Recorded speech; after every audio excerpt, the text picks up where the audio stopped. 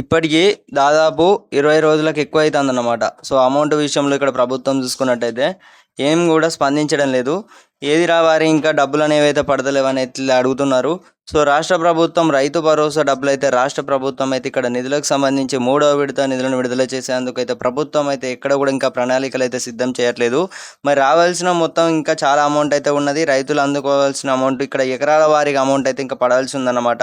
So ఇక్కడ amount విషయంలో కానీ అవ్వచ్చు, ఇక్కడ కేవలం మనకు 10 ఎకరాల వరకు అయితే అందించాల్సి ఉంటుందన్నమాట. మరి ఇక్కడ ఇప్పటివరకు చూసుకున్నట్టయితే 2 ఎకరాల వరకు అయితే అమౌంట్ అయితే పడినట్లయితే సమాచారం.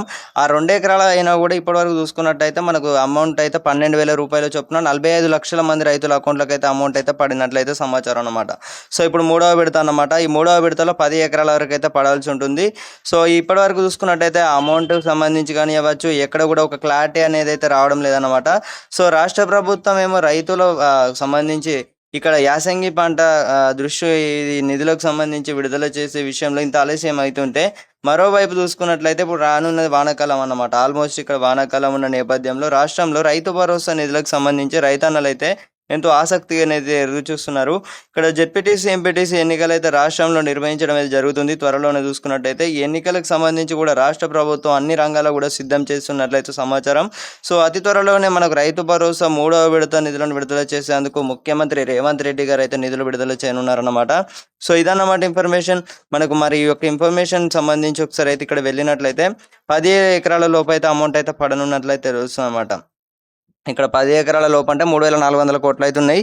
సో మరి ఇంకా అమౌంట్ విషయంలో కానీ అవ్వచ్చు, ఇంకా మనకు నిధులకు సంబంధించి కూడా ఏమైనా సేకరించనున్నారా, సేకరించిన తర్వాత నిధులు విడుదల చేయనున్నారా అనే దానిపై అయితే ఒక క్లారిటీ అయితే రావాల్సి ఉంటుంది. ఇక్కడ రాష్ట్ర ప్రభుత్వంపై అయితే పూర్తిగా చూసుకున్నట్టయితే ఒక నిర్ణయం అయితే తీసుకోవాల్సి ఉంటుందన్నమాట. సో 3వ విడతకు సంబంధించి ఇప్పటి వరకు చూసుకున్నట్టయితే ఎక్కడ కూడా ఏం కూడా క్లారిటీ అయితే రావట్లేదు.